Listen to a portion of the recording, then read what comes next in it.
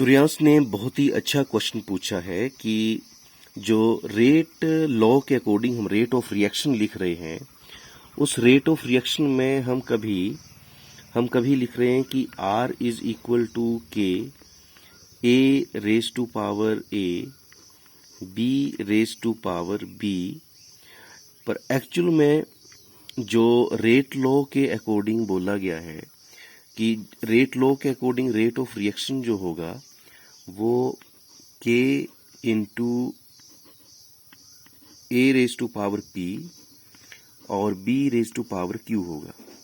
और p और q जो हैं, ये जो कंसंट्रेशन के पावर्स हैं, ये एक्सपेरिमेंटली ऑब्टेन्ड है। रेट लॉ में ऐसा बोला गया है, ये जो p और q हैं ये एक्सपेरिमेंटली ऑब्टेन्ड है।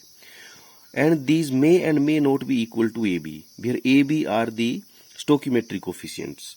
तो जैसे कोई रिएक्शन है फॉर एग्जांपल, तो यहाँ ये स्मॉल a और b जो हैं ये आपके स्टोकियोमेट्रिक कोफिशिएंट्स हैं। अब ये कब होंगे a b p q के बराबर कब होंगे? जब रिएक्शन हमारा एलिमेंट्री होगा, फॉर एलिमेंट्री रिएक्शंस। और एलिमेंट्री रिएक्शन क्या होता है? एलिमेंट्री रिएक्शन होता है जो एक ही स्टेप में हो। एलिमेंट्री रिएक्शन होता है which occur in one step. For example CH4 methane जब क्लोरीन के साथ कंबाइन करेगा तो ये देगा हमें HCl प्लस CH3। तो ये जो रिएक्शन है ये एक ही स्टेप में हो रहा है, और थ्योरेटिकली जो इक्वेशन है वो ऐसे बनेगी इसकी रिएक्शन की, और एक्सपेरिमेंटली भी ऐसे ही बनेगी। तो इस केस में जो ए बी है वो पी क्यू के बराबर है। जो रेट लॉ के पावर्स हैं, ये जो पावर है क्या बोल रहे हैं? एक्चुअल में डेफिनेशन में ये बोला गया है कि these are experimentally obtained powers, और ये experimentally obtained power stoichiometric coefficient के बराबर हो सकती है अगर हमारा रिएक्शन एलिमेंट्री है। और बराबर कब नहीं होंगी? बराबर कब नहीं होंगी या हो भी सकती हैं, वो डिपेंड करता है हमारा in case of non elementary reactions.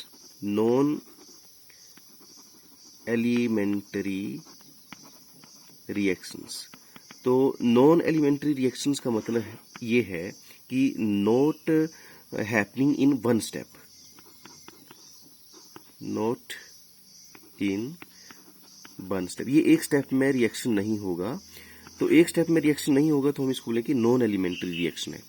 और जो नॉन एलिमेंट्री रिएक्शन है एक से ज्यादा स्टेप में हो रहा है, तो जो रेट ऑफ रिएक्शन है वो डिपेंड करता है स्लोएस्ट स्टेप के ऊपर। जो स्टेप सबसे स्लो होगा वो स्टेप डिटरमाइन करेगा हमारा रेट ऑफ रिएक्शन।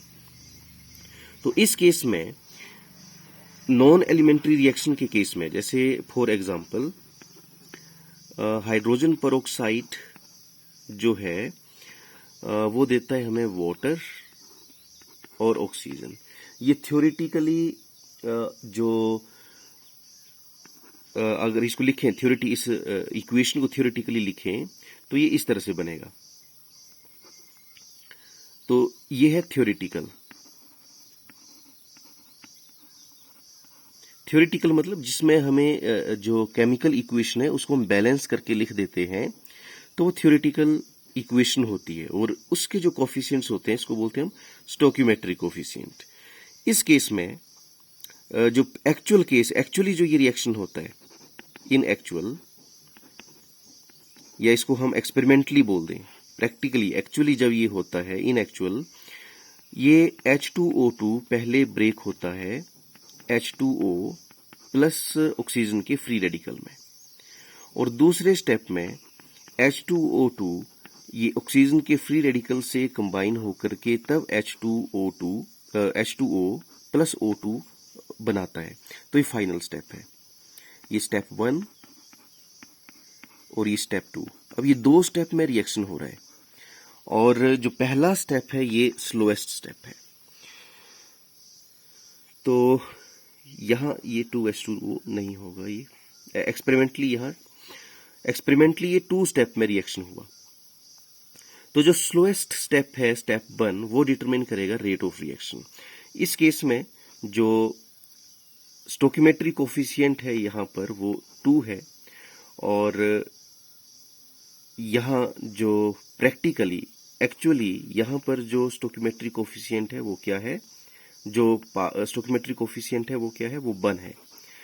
तो इस तरह के रिएक्शन जो नॉन एलिमेंट्री होते हैं, एक स्टेप में नहीं होते, वहां जो स्टोकियोमेट्री कोफिशिएंट हैं वो एक्सपेरिमेंटली जो पावर है रेट लॉ की उसके बराबर नहीं होते।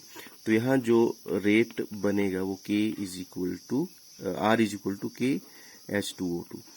तो इस तरह आई होप कि आप बात समझ गए होंगे कि जो हम बात बोल रहे हैं कि स्टोकियोमेट्री कोफिशिएंट के बराबर हो भी सकता है या नहीं भी हो सकता है, वो डिपेंड करता है हमारे टाइप ऑफ रिएक्शन के ऊपर। अगर एलिमेंट्री रिएक्शन होगा तो एक्सपेरिमेंटली जो पावर ऑब्टेन कर रहे हैं PQ, वो जो हमारी थ्योरेटिकली बैलेंस्ड इक्वेशन है जिसमें स्टोकियोमेट्री कोफिशिएंट AB है, तो वो बराबर होंगे। तो ये कौन सा केस है, एलिमेंट्री केस, एलिमेंट्री, और दूसरा नॉन एलिमेंट्री, जब रिएक्शन हमारा एक से ज्यादा स्टेप में हो रहा है। तो जो स्लोएस्ट स्टेप होगा उसके ऊपर डिपेंड करेगा हमारा रेट लॉ के according rate of reaction. I hope कि डाउट क्लियर हो गया होगा। फिर भी अगर आपको डाउट रहता है तो फिर से आप क्वेश्चन पूछ लेना, और क्वेश्चन पूछते रहिए ताकि डाउट्स क्लियर होते रहें। Thank you.